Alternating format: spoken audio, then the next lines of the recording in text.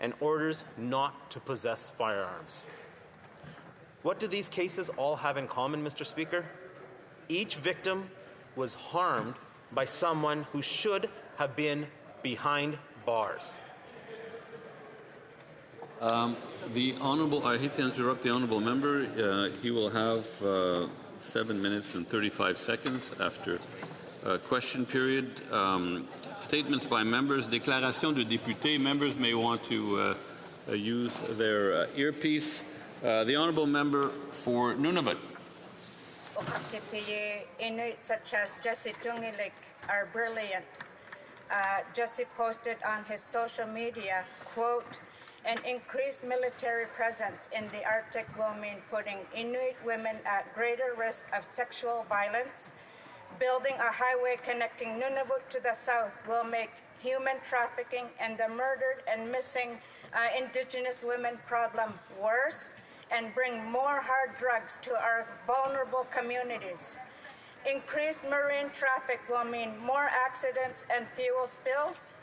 What measures will be put in place to mitigate these factors? Have these issues been discussed at all by our leadership? Shame. Does anyone care? Or are these the acceptable costs of business so a few can line their pockets? Jesse, Inuit, keep using your voice. The world needs to hear it.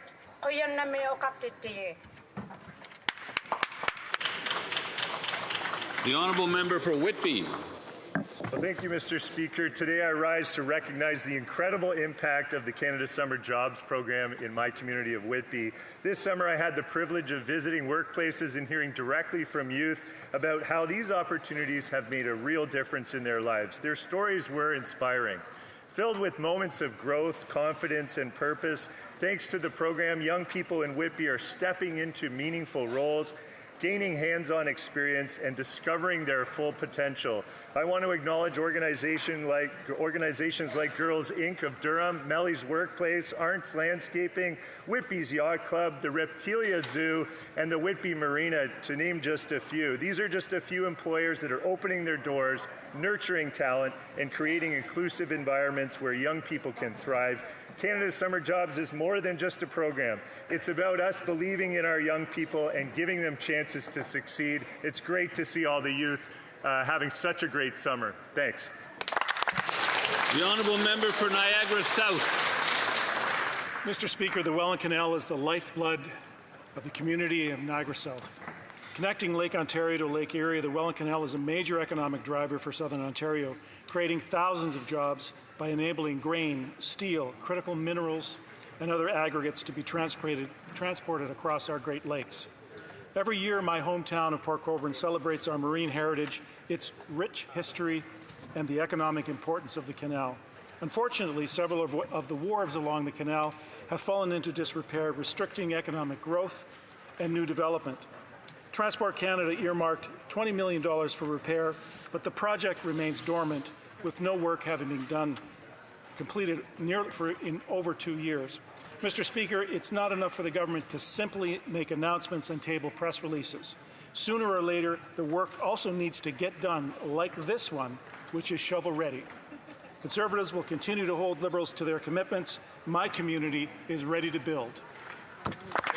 The Honourable Member for South Shore St. Margaret's. Thank you, Mr. Speaker. Mr. Speaker, I rise today to pay tribute to former Senator Donald Oliver, who we sadly lost a couple of days ago. Known to many as Donnie, he was a trailblazer for Black Canadians and a lifelong champion for equality and justice. Senator Oliver was instrumental in the creation of the Black Cultural Centre for Nova Scotia and made history as the first Black man appointed to the Senate of Canada. His legacy will continue to inspire generations to come. This loss is a personal one for me, as Donnie owned a Christmas tree farm in my riding, which he cherished, and was a very close friend to my grandfather.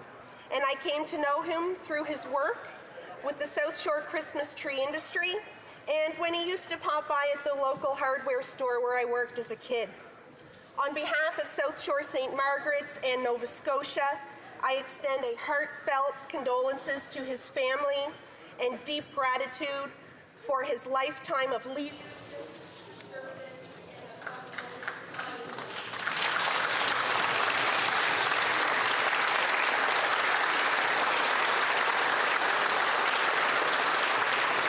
The honourable member for Edmonton Gateway.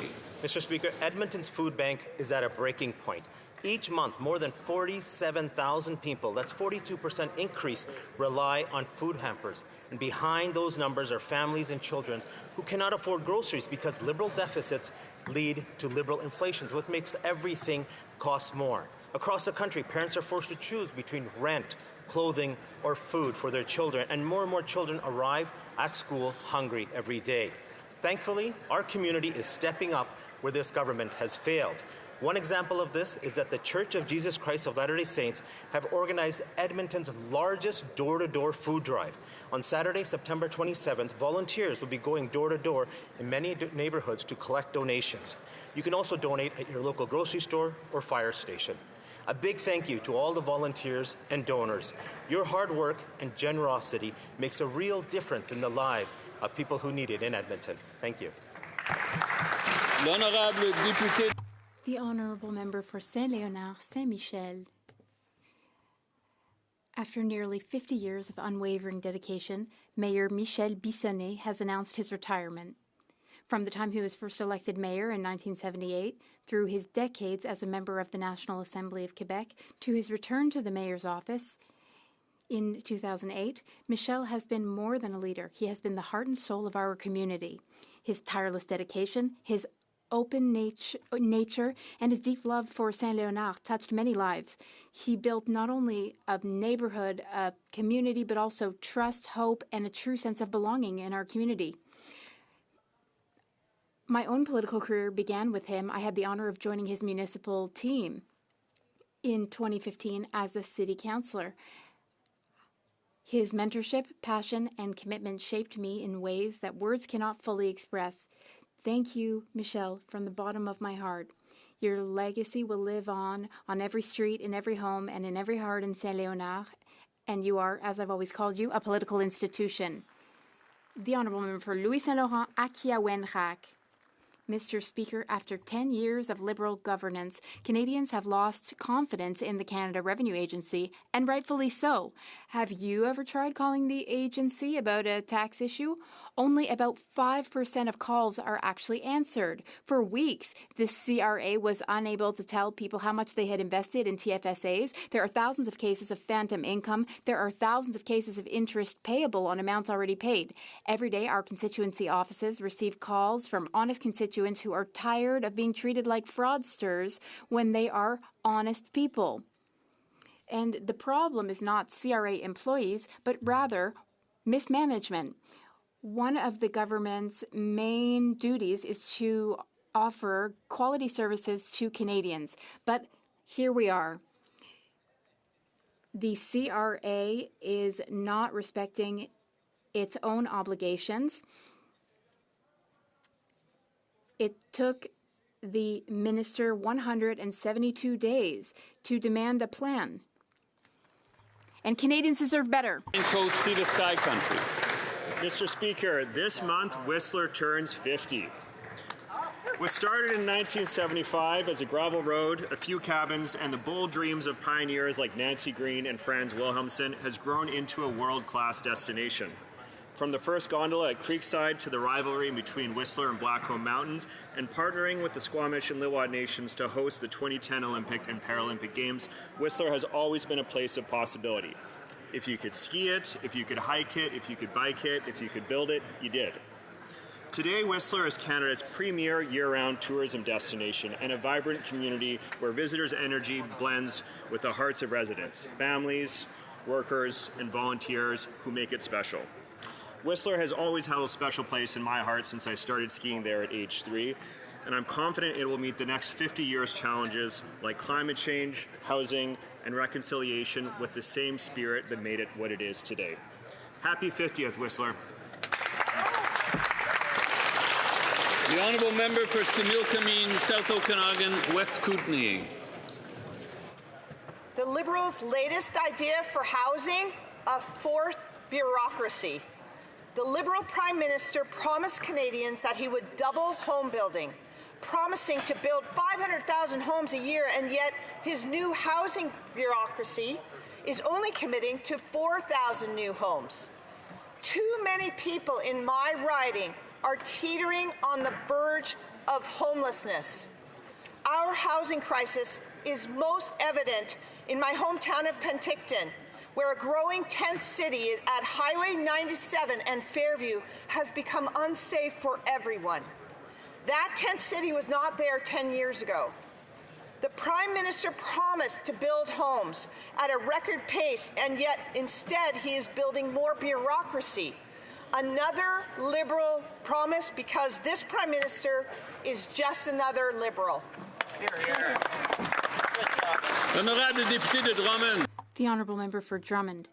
Mr. Speaker, there are superheroes who wear capes and who fly. The superhero I'm honouring today wears crampon boots, warm clothing, a toque, and he climbs. On August 12th, while most of us were enjoying the summer sun, Charles Page braved the worst possible weather conditions to reach the summit of K2, the second highest mountain in the world, at 8,611 meters of altitude. It's also the most dangerous mountain for the daredevils who dare to tackle it. Charles had conquered Everest a year earlier, and K2 was his fifth mountain over 8,000 meters high in 3 years. He's the only Quebecer to have climbed both Everest and K2, and he still has mountains to conquer because, believe it or not, he only started mountaineering a few years ago, 3 years ago. The day before his departure for Nepal on June 23rd, Charles Page delivered an incredible patriotic speech at our national holiday celebration in Drummondville. That's when I understood the pride he brings to the world's summits when he plants our flag with its fleur de lis. Charles, you make us proud. Thank you. For Port Moody Coquitlam. Mr. Speaker, for nearly 50 years, Mossam Creek Hatchery in Port Moody has been powered by outstanding volunteers dedicated to restoring salmon and educating generations of students. After a devastating fire in 2013, the community rebuilt the hatchery stronger than ever. What began as a small hatchery is now a welcoming, world-class education center where students and community members experience the wonder of wild salmon and learn the importance of watershed stewardship.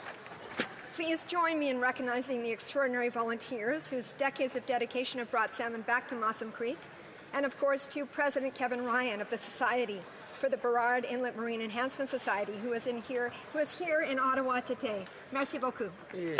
Thank you very much. The Honourable Member for Riding Mountain. Mr. Speaker, the Prime Minister said Canadians would judge him by the cost at the grocery store. So let's judge him by the cost at the grocery store. Since March of this year, sugar is up 20%, coffee is up 22%, canned soup is up 26%, and cuts of beef are up 33%. No wonder food inflation is up 40% since the Liberals took office. That's why more than 25% of households now struggle to afford food. I've heard heartbreaking stories from Canadians. Parents can't afford to feed their kids hearty meals. Seniors are skipping their meals altogether, and food banks had never been busier. Yet yesterday, the Liberal Prime Minister arrogantly bragged that he knows many things. Well, clearly, he doesn't know about the cost of food. Canadians can't afford higher grocery prices, and they certainly can't afford this Liberal Prime Minister. The Honourable Member for Winnipeg South Centre. Mr. Speaker, on July 5th, a monument was unveiled in my riding to commemorate the victims of Flight PS 752. This tragedy claimed 176 lives, including 8 members of Winnipeg's Iranian community. 5 years later, the pain remains profound for families, loved ones, and communities who continue to bear the weight of this tremendous loss. I had the honor of visiting this memorial, titled An Open Wound in the Sky, located within eyesight of where some of the victims lived. I was joined by Kurosh Dushtanis, who was instrumental in the creation of this monument and lost his fiancée on that day. Mr. Speaker, it is the only permanent memorial in the world dedicated to the victims of Flight PS 752, and it serves as a place for reflection, remembrance, and healing. I want to recognize the dedication of those who brought this important project to life. Their work ensures that the victims of this tragedy will never be forgotten. Mr. Speaker, Canada continues to stand with their families in pursuit of justice and truth. Thank you. The honourable member for York Durham. Yesterday, the Prime Minister proclaimed himself a fiscal and policy expert and promised Canadians that Canada would have a declining level of debt. But another expert, the Parliamentary Budget Officer, instead warned Canadians, quote, the deficit will absolutely increase because of additional spending. Now, you don't have to be an expert, let alone a self-proclaimed expert, to know that more spending means more debt. And more debt means higher housing inflation, food inflation, and harder times for Canadians. The budget watchdog went on to warn, quote, it is impossible to assess the likelihood that the government will meet any of its fiscal anchors. Justin Trudeau's deficit was $46 billion. The Liberals promised it would only be $62 billion in the election. Now BMO says it might be $80 billion, and the C.D. Howe Institute estimates it could be $92 billion. Canadians deserve to know, Mr. Speaker, how high will the deficit go before the November 4th budget? The Honourable Member for La Salle et Marc-Verdun. Mr. Speaker, now that the school year is well underway, many families in La Salle et Marc-Verdun have been able to start the school year on the right foot thanks to a wonderful show of support. Thanks to several community organizations, including CARD, Bienvenue à l'Immigrant, and Mission Bon Accueil, we distributed hundreds of backpacks filled with school supplies to many children in the riding. I would like to extend a special thank you to Claudia Olga of CARD, Mr. Watts, and Ms. Mvondo, and their organizations. I thank them for their outstanding commitment. I also had the pleasure of presenting 74 certificates to local youth who participated in the Canada Summer Jobs Program. Youth employment, reduce inequalities, and build a stronger community. Merci à tous les partenaires. Thank you to all our partners and volunteers for their dedication. I wish you a great start to the school year. Thank you, Mr. Speaker. Member for Prince George, Peace River, Northern Rockies. The Prime Minister promised lower grocery prices. Quote, Canadians will hold us to account by their experience at the grocery store, he said. Well, in my travels to northern communities this summer, this is what I saw. In Tuktoyaktuk, a can of Alphagetti is $6.79. A jug of milk is $14.79. A 900-gram jar of Cheese Whiz is $17.29. In Cambridge Bay, a can of baked beans is $9.99. A 1.5-liter bottle of ketchup is $19.88. A box of soup crackers is $22.99. Lastly, in Iqaluit, a can of mushroom soup is $10.19. A gallon of ice cream is $25, and a can of Tim Hortons, get this, folks, is $48.89. Wow. If Northerners' experience at the grocery store is the measure of this Prime Minister's success, then he's been an abysmal failure. The Honourable Member for South Surrey, White Rock.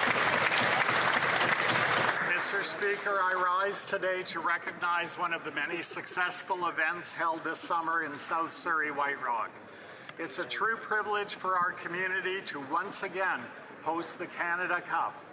Over the past 3 decades, the Canada Cup has grown into a celebrated international event that showcases the talent, dedication, and sportsmanship of female athletes from around the world.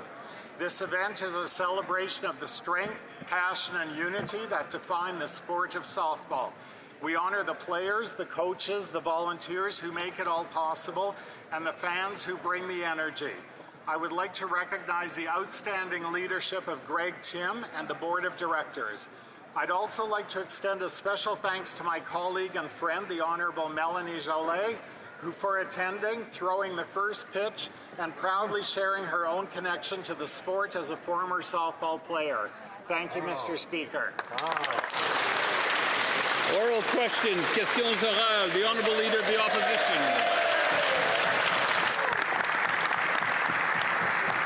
The Prime Minister is in Mexico today for a photo op and fake agreement, but it's a great opportunity to compare because both countries are neighbors of the United States.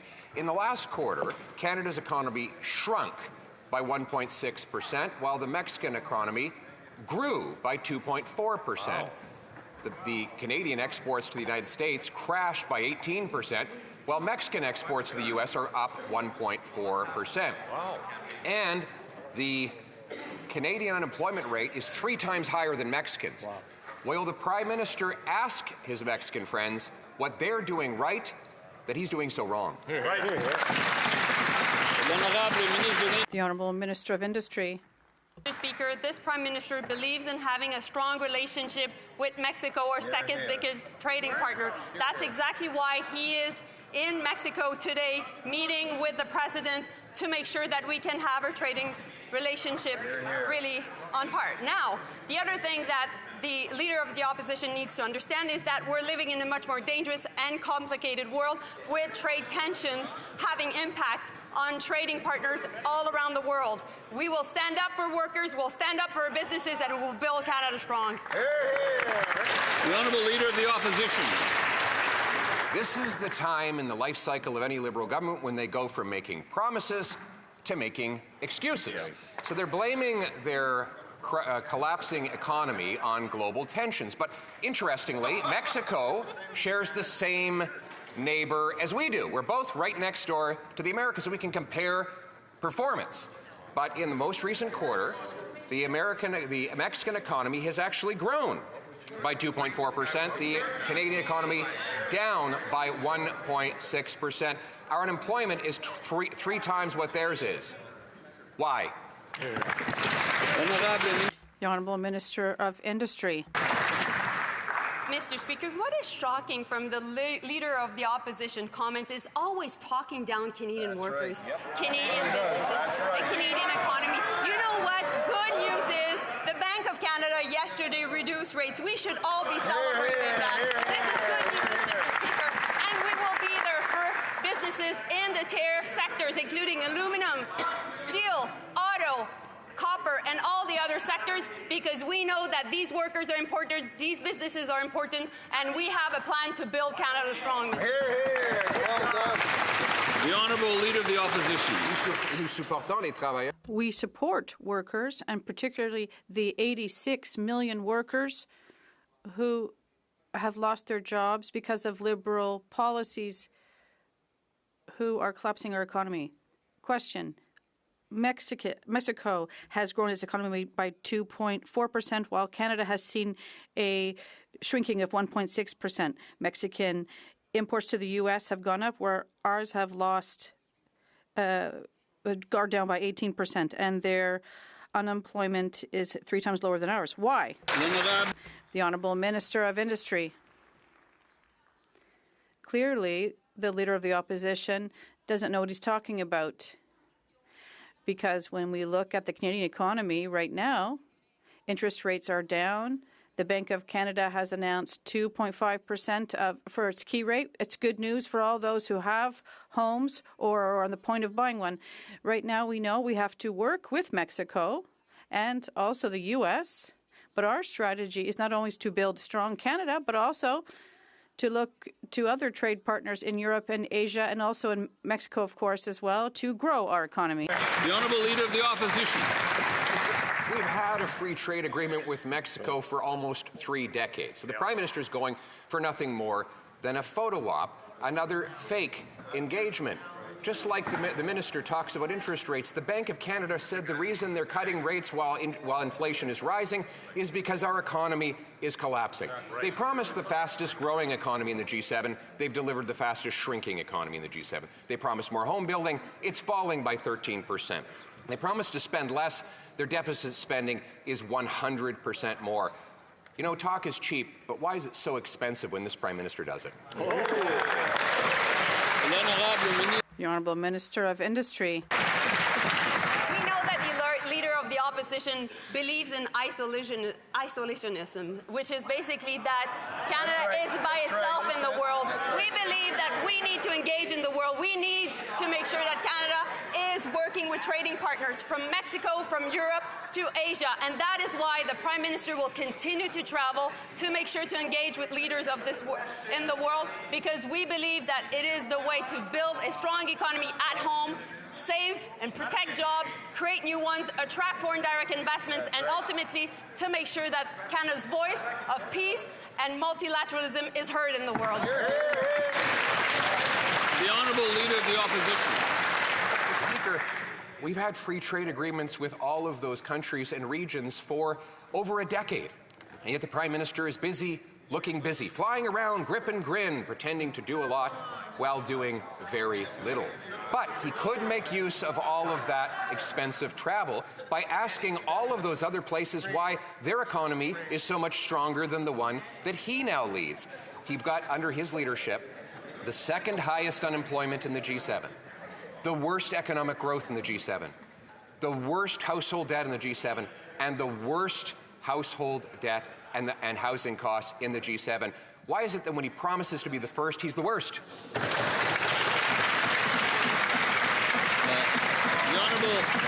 The Honourable Minister of International Trade. Mr. Speaker, as we look at what's happening with global trade headwinds, we need to step up as a country and be there around the world to make sure countries know that we are here. They want to deal with a reliable, stable trading partner. It's our 15 free trade agreements with 51 different countries, access to 1.5 billion consumers that countries rely on, that Canadian workers rely on. And that's why the Prime Minister will be there to make sure we're opening up new markets for Canadian businesses and workers. Thank you, Mr. Speaker. The Honourable Leader of the Opposition. Speaker, these aren't new markets.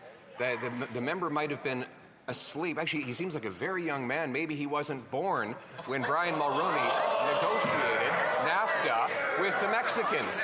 Maybe the Prime Minister was sleeping the day Conservatives negotiated a free trade agreement with the Europeans. He's going around taking credit for things that he never did while his economy collapses here at home. Canadians cannot eat, heat, or house themselves. Will the Prime Minister stop making excuses, taking fake trips, and get down to his job? The Honourable Minister of International Trade. Mr. Speaker, I won't go to personal attacks as the member opposite has. We'll focus on the facts.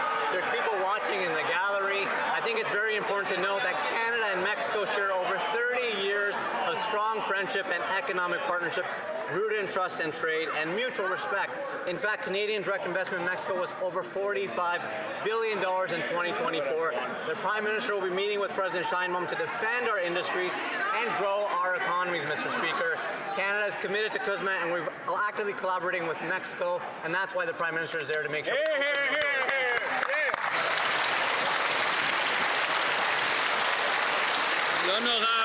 The Honourable Member for Saint Jean. Mr. Speaker, it's not only Bill 21 and state secularism that Ottawa is attacking in the Supreme Court. It's worse still. By attacking the notwithstanding clause itself, Ottawa is attacking the ability of our National Assembly to democratically pass any law desired by Quebecers without first having to seek Canada's permission. This is an attack on secularism, but it's also an attack on our historic ability to protect the French language. It's an attack on our values and on the sovereignty of our Parliament. Will the Liberals abandon this odious charge against Quebecers? The Honourable Minister of Canadian Identity. We have the responsibility to defend one of the pillars of our democracy, i.e. the Charter of Rights and Freedoms across Canada, and to defend the rights of all Canadians. It is our work to defend the Charter, and everyone in this country has to be protected. We are doing our job, Mr. Speaker, and this case is before the Supreme Court, and we'll be following it very closely. The Honourable Member for Saint Jean. Mr. Speaker, preventive use of the notwithstanding clause doesn't exist. It was invented to take away Quebec's ability to decide for itself. The federal government's only asking the courts to neutralize part of the Constitution without political debate and in the place of politicians with the aim of taking away fundamental powers from Quebec. This is not a legal debate. It's a constitutional power grab against Quebec's self-determination, hypocritically carried out by the courts. Will the Liberals have the courage to fight their own political battles instead of manipulating the justice system? The Honourable Minister of Canadian Identity and Culture.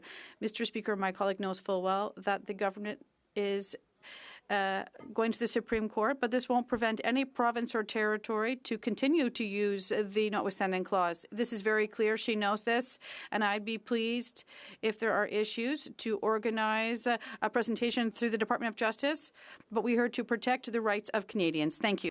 The Honourable Member for Rivière-du-Nord. Mr. Speaker, the partisan appointment of Robert Leckie as a Superior Court judge in Quebec also calls into question Quebec's difference in terms of justice. By appointing Mr. Leckie, even though he doesn't have the necessary experience at the Quebec bar, the federal government is choosing a judge who does not have the sufficient knowledge of civil law, which is unique to Quebec. By appointing Mr. Leckie, who is a public opponent of state secularism and the French language charter, the federal government is knowingly choosing a judge who opposes Quebec's distinct nature. Will the minister rescind, finally, his appointment? The Honourable Parliamentary Secretary to the Minister of Justice. Thank you, Mr. Speaker. Judicial appointments to the Superior Court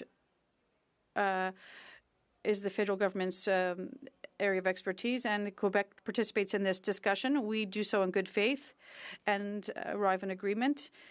Minister Fraser is in contact with his counterpart, and they plan to meet in September. The independence of our judiciary remains a cornerstone of our democracy. Join the Capel.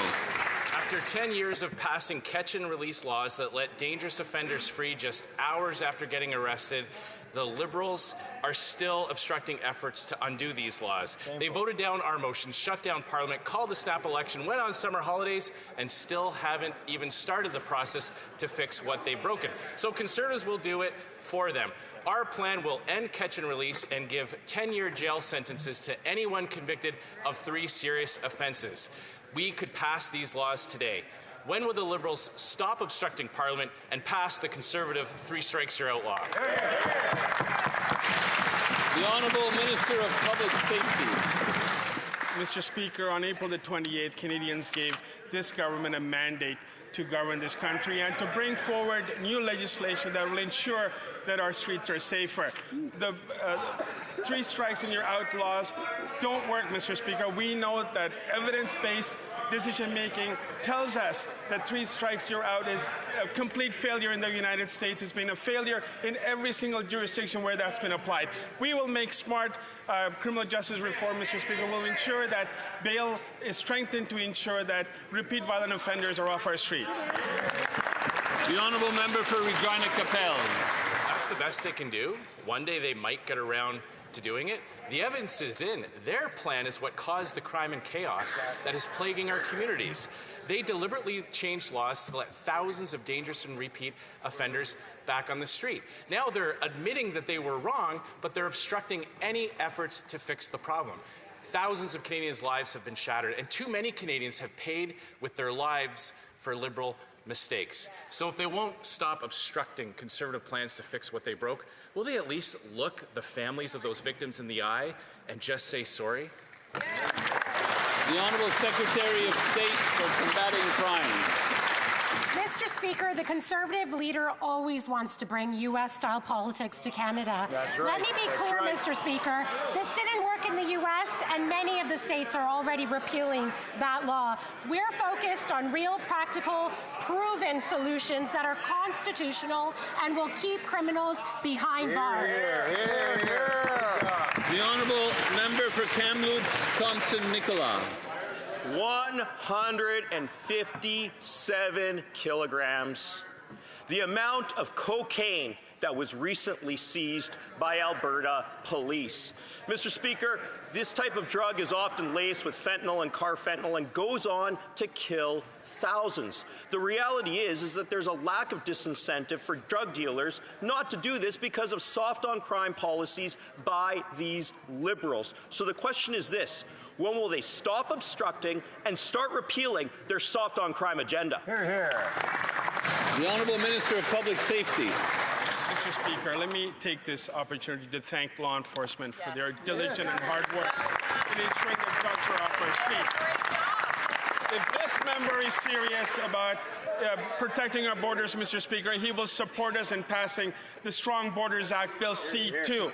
It will help us crack down on fentanyl, auto theft, money laundering, illegal firearms, irregular migration, and organized crime while upholding the privacy and charter rights of Canadians. This will give law enforcement the tools they need to dismantle increasingly sophisticated organized criminal networks. A secure Canada is a strong Canada, Mr. Speaker, and we're taking action to ensure The honourable member for Vaughan Woodbridge. In 3 weeks, Vaughan has seen 7 shootings, 7 incidents of violent crime. Since the Liberal government changed the bail laws, violent crime is up by 50%. Wow. Our Conservative motion calls for a 3 strikes and you're outlaw to keep repeat violent offenders in jail. So why is the Liberal government waiting until next month to introduce bail legislation, putting more Canadians in danger every day? The Prime Minister's failure to act is a betrayal of the victims of crime. When will the Liberals stop obstructing so people can feel safe in their own homes? Oh, great question. The Honourable Secretary of State for Combating Crime. Mr. Speaker, one of the ways that the Conservatives can be effective is they can help us pass C2. That's right.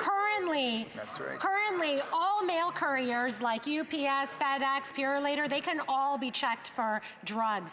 What can't be checked is packages of Canada Post under 500 grams. 2 grams of fentanyl is lethal. It can kill a human being. Why are the Conservatives on the side of drug traffickers? The honourable member for Fundy Royal. Mr. Speaker, if anyone has an interest in taking dangerous guns off the street, it's the police. But in a stunning indictment of the Liberals' gun confiscation scheme, the Ontario Provincial Police have just told this government they will not participate in their ridiculous gun grab. The OPP know what we've been saying all along, that spending hundreds of millions of dollars to confiscate the property of law-abiding Canadians will not make our streets any safer. Today, the Liberals have the opportunity to do the right thing and put an end to their catch-and-release justice system. Will the Liberals stop obstructing and support our motion to keep violent repeat offenders off our streets? The Honourable Minister of Public Safety. Mr. Speaker, on April the 28th this year, Canadians gave this government a mandate to ensure that guns are off our streets, including continuing and completing the gun buyback program. I respect the decision of the Ontario Provincial Police in this regard, Mr. Speaker. It's important to remember that OPP represents about 26% of overall policing in Ontario. This doesn't mean that we can't and won't continue with the program and collection facilities and municipal police. Mr. Speaker, we can't be tough on crime without being tough on guns. This is exactly what we're doing to keep Canadians safe. The honourable member for Bellechasse, Les Etchemins-Lévis. Mr. Speaker, I love jogging outdoors and walking outside, but I no longer do it during my work weeks here in Ottawa.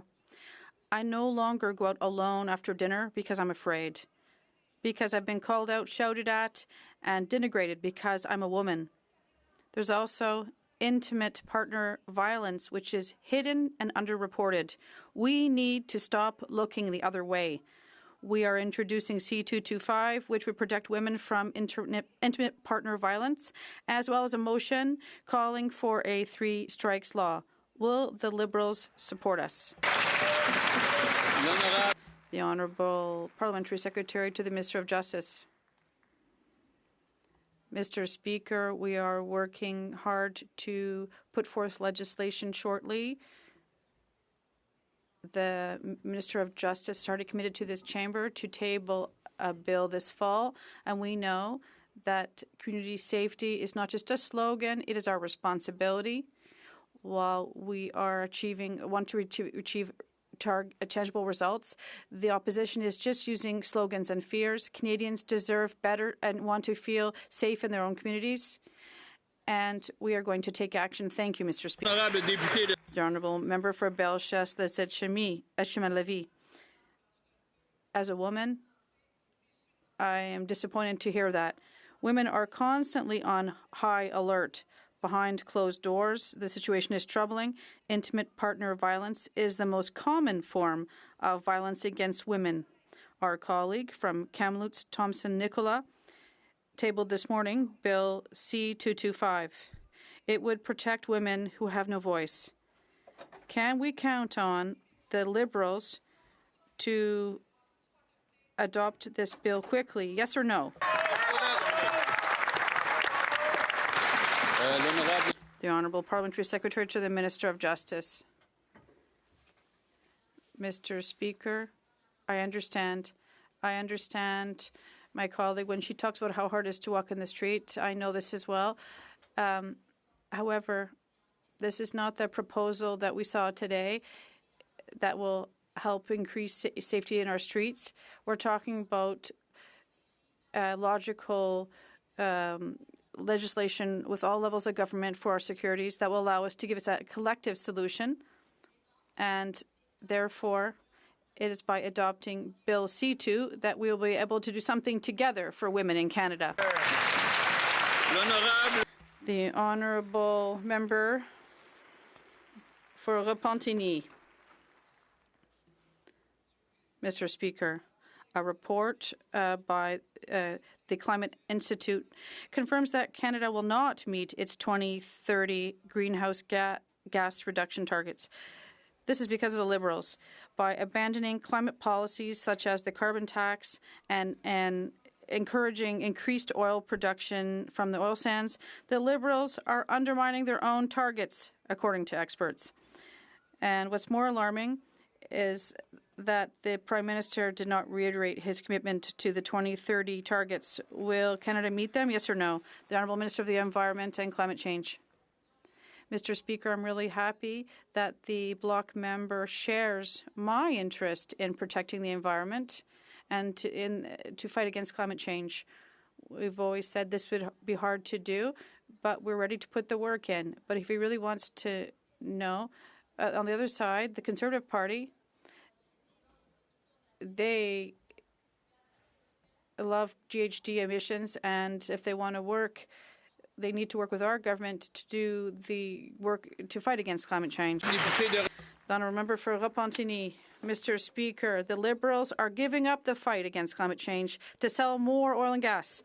They're abandoning the carbon tax and incentives to purchase zero-emission vehicles. They're imposing C5 to skirt environmental assessments for energy products. They're backtracking on GHG caps for fossil fuels. In short, the Liberals are acting as if the Canadian identity means being an oil and gas promoter. Are they just digging the grave for the fight against climate change? Is this a legacy we want to leave behind? Honourable Minister of the Environment. Really? I've always been clear. Our government has always been clear. We're going to build a country that is strong, a strong country, and one that will be good for future generations. To do so, we have to fight against climate change. We know this, and we are doing this work. We continue to do so. And last week, I was in Manitoba. Well, we'll be helping low-income individuals and continue to work towards retrofitting their homes.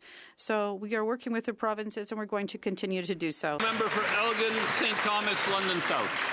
Thank you, Mr. Speaker. Liberal bail laws have broken the system beyond parity. In St. Thomas, a repeat offender was arrested for breaking and entering, released on bail with a curfew. He had to be in his home by 10 p.m. every night. But there's an issue. He's homeless. He doesn't have a home. The Liberals have made it so ridiculous people are getting released on bail with a curfew to nowhere. Violent offenders are getting out after being arrested. The Liberals are doing nothing about it. If they're not going to stand up and commit to supporting our 3 strikes, you're out motion now, how many strikes do they think is enough to lock up a repeat offender? The Honourable Secretary of State for Combating Crime. This government is tough on crime. We're introducing new legislation this fall to strengthen our bail system for those charged with violent offences.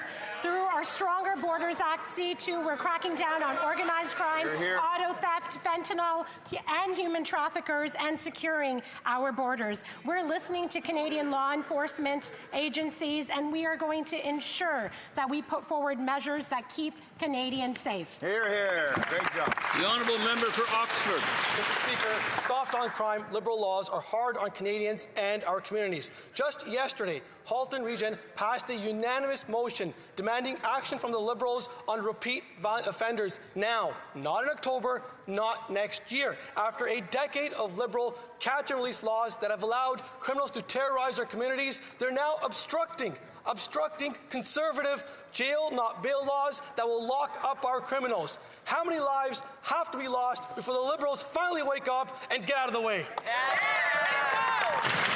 The Honourable Minister of Public Safety.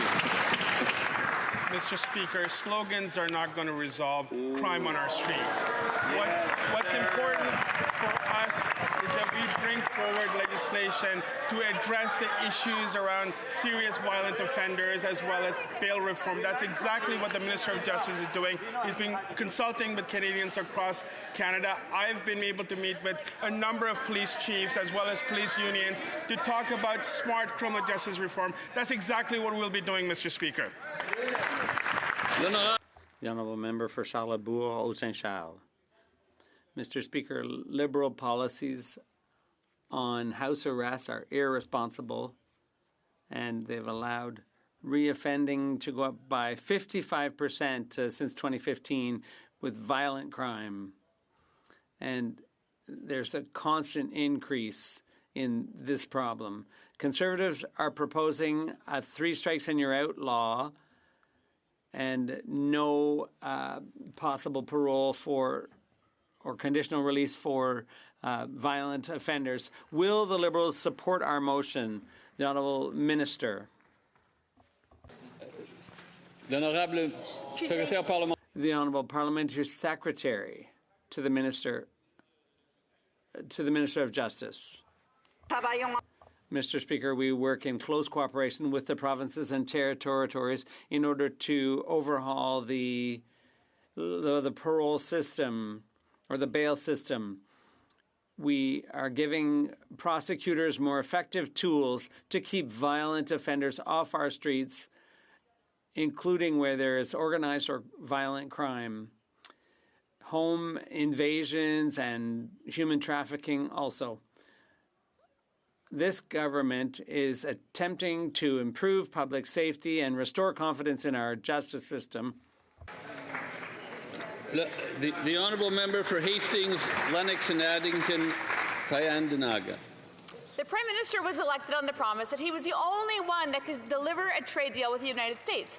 Instead, here's the dismal record. Promised a deal by July 21st, there's no deal. Promised elbows up. Instead, antagonized and unpredictable administration. Promised strength at the table. Instead, delivered concession after concession with nothing in return. Mr.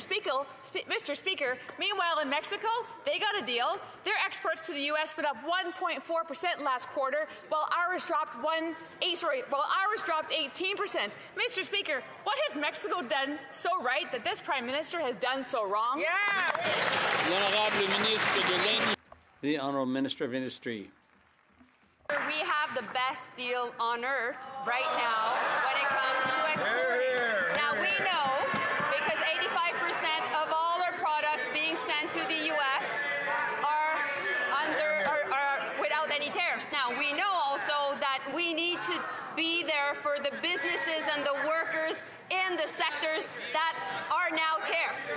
And we are here with $6 billion on the table to help them. Now, Mr. Speaker, we also know that we're over-dependent on the U.S., and all members of this House should be getting behind the government's plan because we need to diversify. The Honourable Member for Hastings, Lennox and Addington, Tyendinaga. If we have the best deal, then why do we have the worst economy in the G7? Mr. Speaker, deadline after deadline has come and gone, and this government's promised trade deal is nowhere to be found. After failing at the negotiating table in Washington, this Prime Minister is now off to Mexico City, desperate to claim any kind of win. Compare that to our Mexican counterparts, who successfully negotiated a deal, sending their exports to the U.S. up 1.4% last quarter, while ours fell 18%. Mr. Speaker, again, what has Mexico done so right that this Prime Minister has done so wrong? The Honourable Parliamentary Secretary. Mr. Speaker, Canada and the U.S. share the world's most integrated, mutual, beneficial trade partnership. That's not up for debate. Millions of jobs in Canada and the U.S. depend on our trading relationship. Canada already, and it's unequivocal, has the best deal amongst U.S. trading partners. While we continue to negotiate with the U.S. and with Mexico, our government is focused on what we control the most, diversifying our trade relations and supporting Canadian businesses and all sectors. The Honourable Member for Peterborough. Speaker, residents of my riding have contacted me and my team to express their frustrations with the delays they experience when they try to contact the CRA. We know that the dedicated employees of the CRA provided valuable services.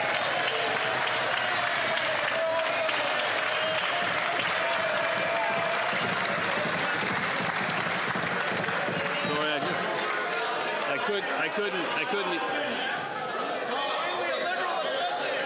I couldn't hear anything, so I think the member will have to start from the top, if she doesn't mind.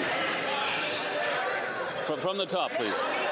Maybe in a minute, but from the top for sure. So from the top. Mr. Speaker, residents of my riding have contacted me and my team to express their frustrations with the delays they experience when contacting the CRA. We know that the dedicated employees of the CRA provided valuable services to Canadians, but the reality is clear. Demand has increased significantly in recent years, and the system needs to be improved. Could the Secretary of State for the CRA and financial institutions inform this House of the measures taken by the government to improve services delivery at the CRA? The Honourable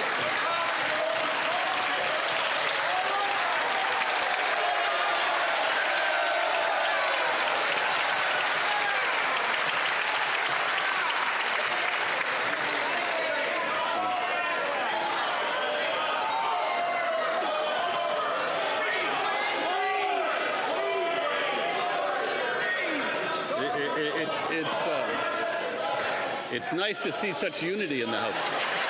The Secretary of State for Financial Institutions and the CRA. Mr. Speaker, thank you for that great question. Mr. Speaker, delays at CRA call centers are completely unacceptable. We all know that.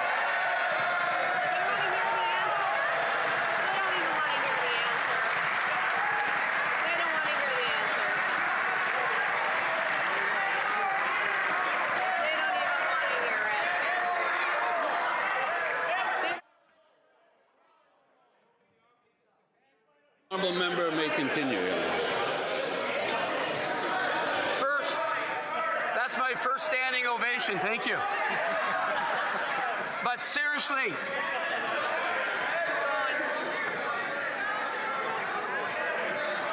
What happens when there's interruptions like this is I can't really follow the clock, so I have no control over how much time I give for the answer. So with the Secretary of State for Financial Institutions and the CRA, I'd like to start from the top, please. Mr. Speaker, we all know that the delays Canadians face at CRA call centers is completely unacceptable. It's not on the CRA employees. They are world-class public servants. This is a systemic failure that's unfolded over decades.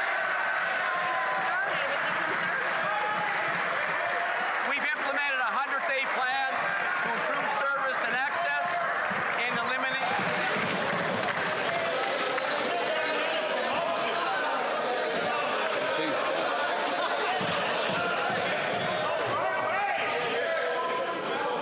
Is the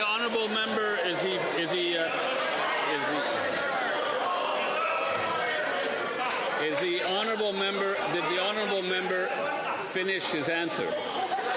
Stand up again. It's your questions you're losing. It's your questions you're losing. Mr. Speaker, in all seriousness, Canadians from coast to coast to coast are frustrated with CRA call center delays. I know that. This is not on CRA employees. They're world-class public servants. This is systemic failure over decades. That's why we're implementing a 100-day plan. That's right. To improve service and accessibility, and we're going to eliminate delays. That's right. The Union of Taxation Employees and the Taxpayers Ombudsman also have expressed support. I'm going to work with CRA leadership. I'm going to hold them accountable. We are going to fix this. Thank you. The honourable member for Simcoe North.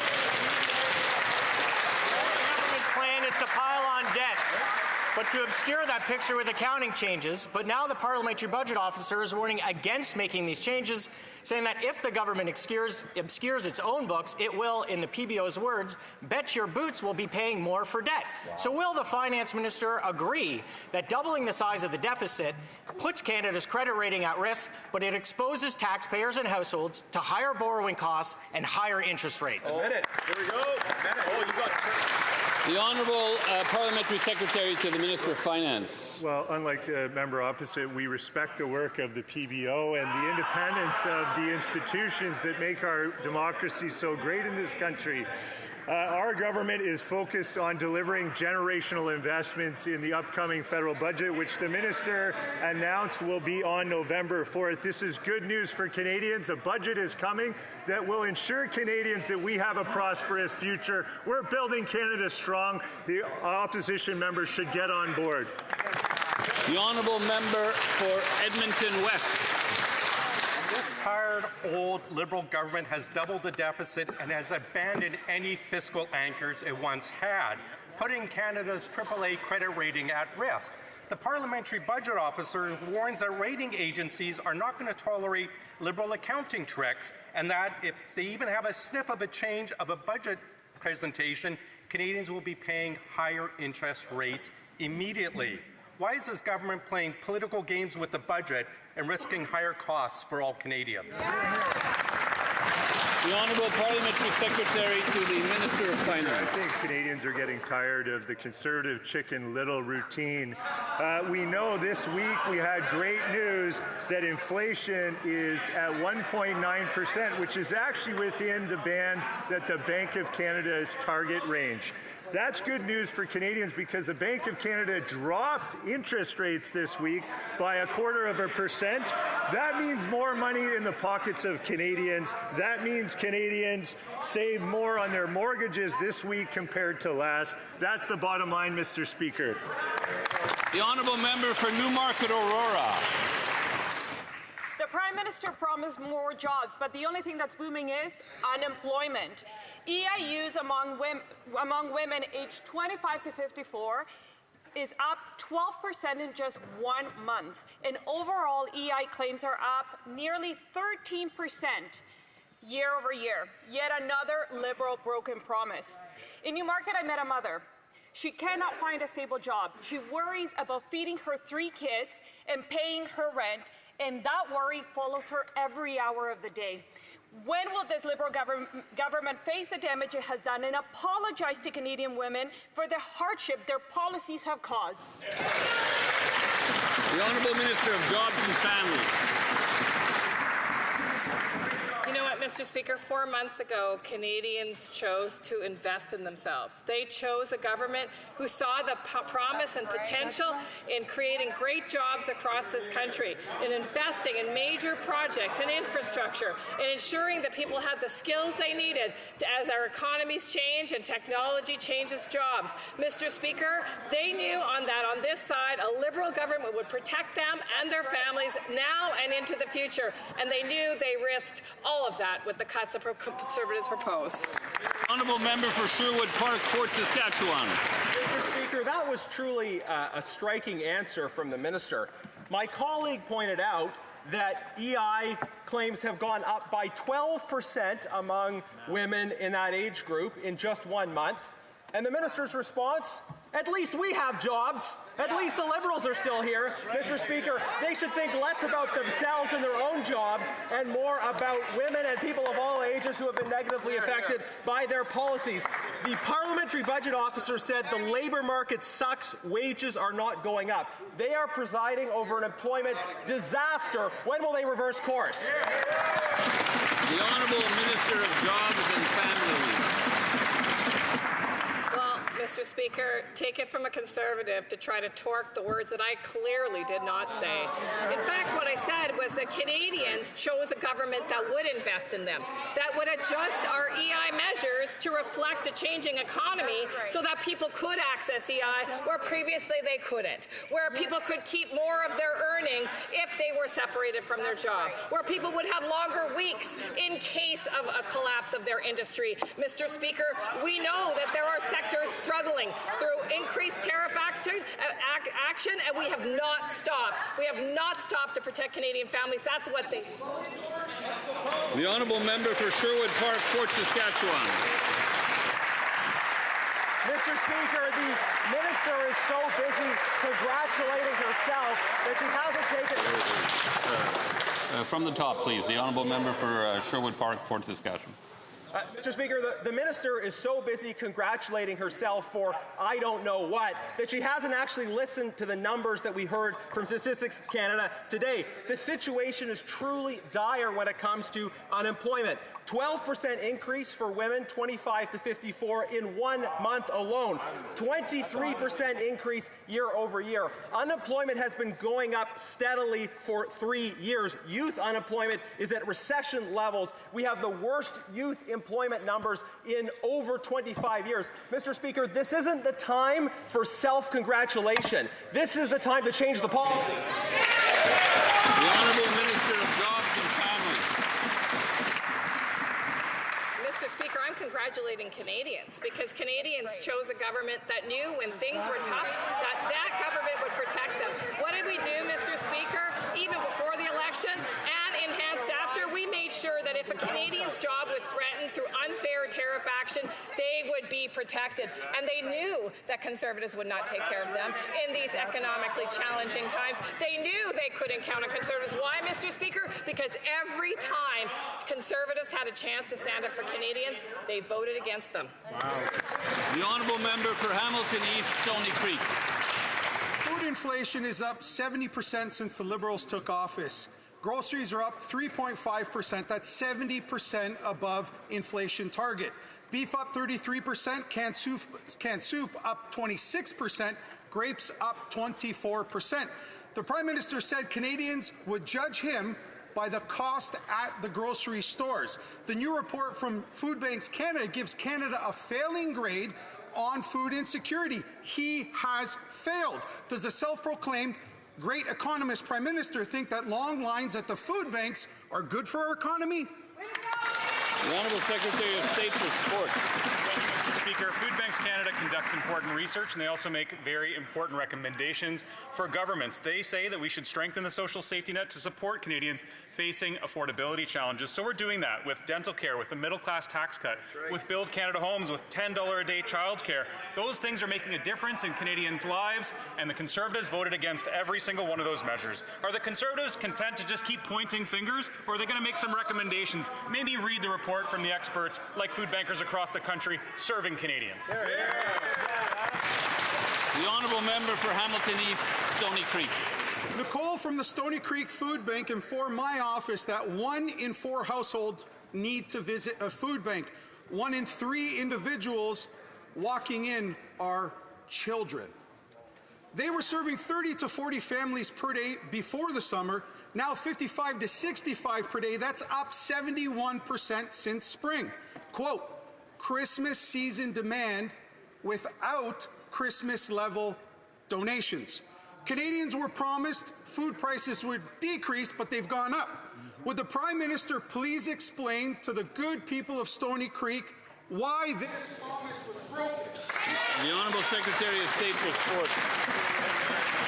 Speaker, when I take the time to sit down with food bankers and experts in poverty reduction right across the country, they make recommendations. They talk about strengthening our social safety net and making sure that there's services like EI available to Canadians. Mr. Speaker, we've also got challenges with northern food insecurity, and that is something that we are working on directly on the advice of experts in poverty reduction. So again, I'll ask, will the Conservatives just continue to point fingers or make some real recommendations? Maybe perhaps read the Food Banks report, garner a little bit of insight from the experts on the front lines, and work together to end this crisis. The Honourable Member for Louis Saint Laurent. Mr. Speaker, 10 years of reckless Liberal spending has fueled food inflation, and we know that in just a few weeks, the deficit will be even bigger. Who would have believed it? Food inflation affects all Canadian families. The Prime Minister said this week that the tariff war was having an impact. Is that right? Can he tell us why apples grown in Canada, picked in Apple, and sold in Canada, eaten by Canadians, cost 14% more? The Honourable Minister, thank you very much, Mr. Speaker, and I'd like to thank my colleague for his question. It's always fascinating to see the Conservatives growing a conscience during QP and then forgetting it right after.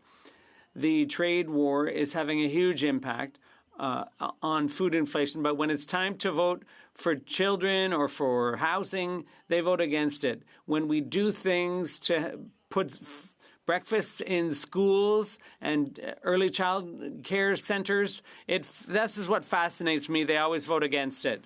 The honourable member for Louis Saint Laurent. Mr. Speaker, we're talking about something essential to life here, food. And there are thousands and even millions of Canadians who are going hungry. They're going to food banks. It's all well and good to show solidarity, but at the food bank in my riding, they're getting twice as many clients as a year ago. That's the reality under this Liberal government. Why show such hypocrisy when it comes to food inflation affecting all Canadians? The Honourable Minister of Transformation, Government Transformation. Mr. Speaker, that's precisely why Canadians chose to put their confidence in the Liberal government to conduct major projects that will help the entire Canadian economy while at the same time protecting the social programs that Canadians depend on. We've seen an immediate impact with the child benefit when we invested in affordable housing, allowing Canadians across the country to have a roof over their heads. That's what a Liberal government's all about, strengthening the economy while protecting our social programs. The Honourable Member for Argenteuil, La Petite Nation. Thank you, Mr. Speaker. As Canada implements major infrastructure and clean energy projects, skilled workers will be key. Can the Minister inform the House of what steps are being taken to support workforce mobility and training? Honorable Ministre. The Honourable Minister of Jobs and Families. Thank you, Mr. Speaker. Canadian workers are ready to build. More than 100,000 workers have been trained through the Union Training and Innovation Program. We are facilitating the recognition of their credentials all across the country. The government is committed to building back better, as are Canadian workers. Member for Okanagan Lake West, South Kelowna. Mr. Speaker, the Globe and Mail has revealed that the former Minister of Transport was warned in May about BC Ferries buying ships from a Chinese state-owned shipyard, 6 weeks before the public was told. Yet the minister claimed surprise in this House. I am going to give the new minister the opportunity to break tradition with his predecessor and tell us the truth. Did she mislead Parliament? Yes or no? Here, here. The Honourable Minister for Housing and Infrastructure. Mr. Speaker, thank you. Like many of us in the House, I was disappointed as a British Columbian to learn that BC Ferries had procured the ferries from offshore. The reality was there were no Canadian bids on that procurement, and that's something that this side of the House is taking action on. First and foremost, making sure that we're supporting Canadian workers, Canadian materials, Canadian technologies. We are focused on a Buy Canadian strategy. We're rolling it out, and we expect the support around the House. Honourable Member for Okanagan Lake West, South Kelowna. Unbelievable. With so many steel and shipbuilding jobs at stake, it's beyond belief that the former minister refused to push back and demand that these boats be made in Canada. Canadian unions and shipyards deserve a federal and provincial government that believes in them, listens to them, most importantly, stands up for them. When BC Ferries first flagged the deal to the federal government, did the former minister not have a duty to inform the House? Or, and I'm asking the new part-time minister, do they think that Canadians can't handle the truth? Here. Honourable Minister for Housing and Infrastructure. Thank you, Mr. Speaker. Well, the opposition is twisting the facts around here. This is a BC Ferries procurement. These ferries were procured by BC Ferries, which is part of BC.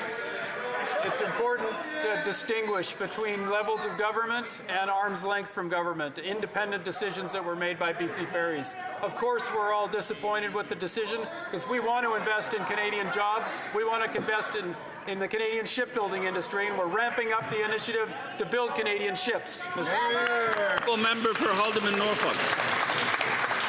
Was misled.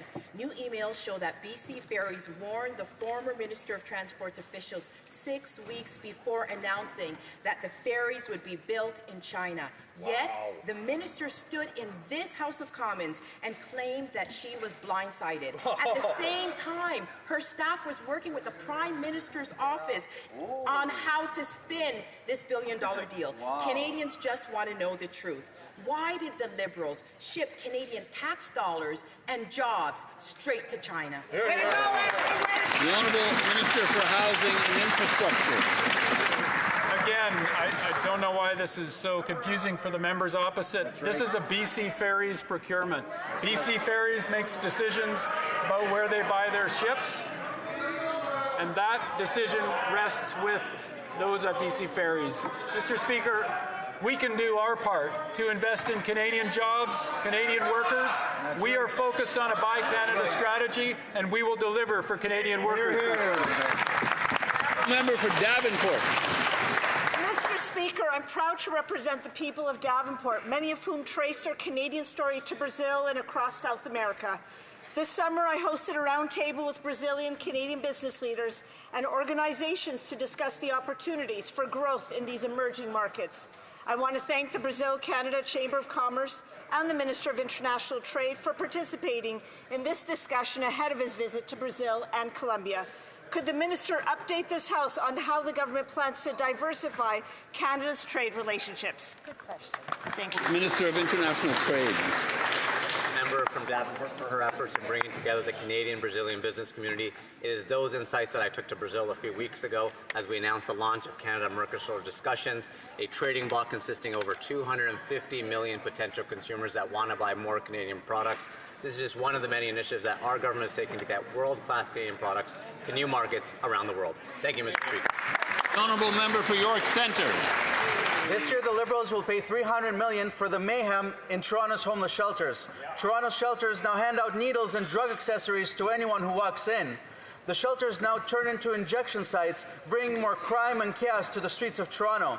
Now Olivia Chow wants the Liberals to pay for construction of 20 more shelters inside of Toronto's residential neighborhoods. Proposed for my riding, the shelter at Keelan Wilson will be between a middle school and a daycare.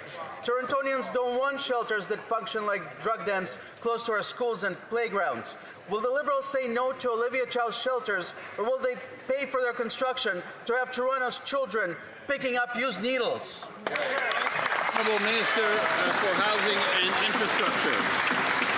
Thank you, Mr. Speaker. Well, I appreciate the member opposite giving me the opportunity to talk about an unprecedented $1 billion investment in supportive housing for people who are homeless or in shelters so they can move into transitional housing supported by health supports. We have an unprecedented investment ahead of us to make sure people can move from shelters into housing. We expect the members opposite to support that.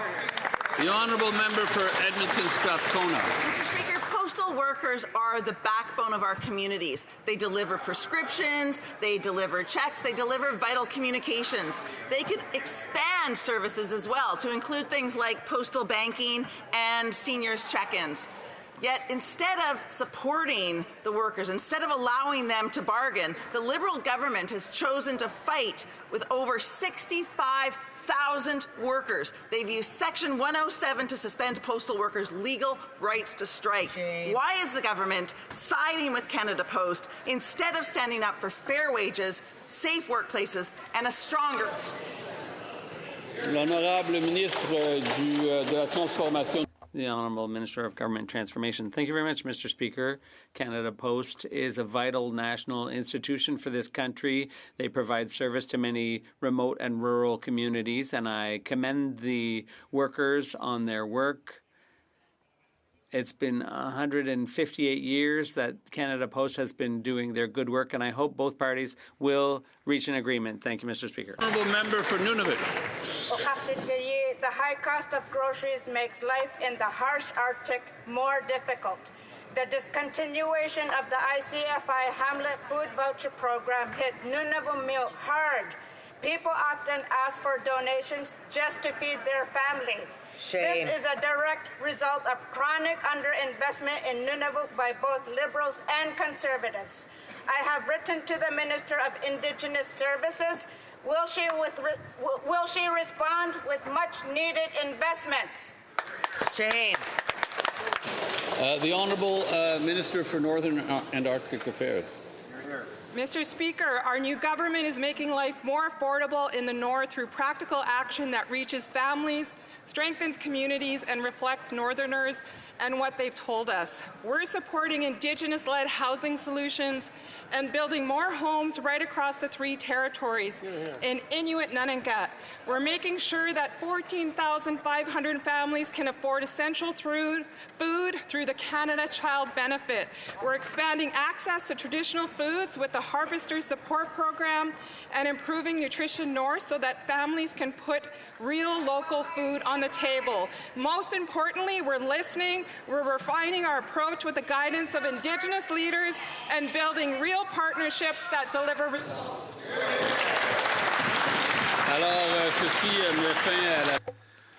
And with that, question period concludes for today. And I will give members a moment to quietly leave the chamber. Silence. Silently, please, if possible.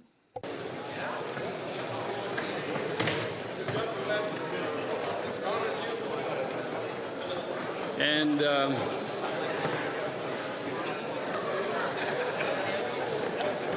once again, I would urge members to leave the chamber rapidly and in silence, if possible, because we have the Thursday question from the opposition House Leader, I believe. Shocked that members would want to leave the chamber before the Thursday question. Maybe we should start rolling right from question period right into the Thursday question so that more members can hear what is to come. So, being the first Thursday after the summer holidays, I want to welcome my government House Leader counterpart and ask him if he could inform the House as to what the business will be for the rest of this week and into next week. Specifically, Mr. Speaker, on 2 quick points. We have extended an olive branch in the spirit of cooperation and non-partisanship that we would quickly pass Conservative laws to end the catch and release system that the Liberals created and impose tough penalties for dangerous and repeat offenders. We could pass that legislation very quickly, get it off to committee and off to the Senate so we can finally put an end to the crime and chaos that Liberal soft on crime policies have caused. And secondly, my colleague, the Shadow Minister for Employment and Jobs, has asked the government if he would schedule an emergency take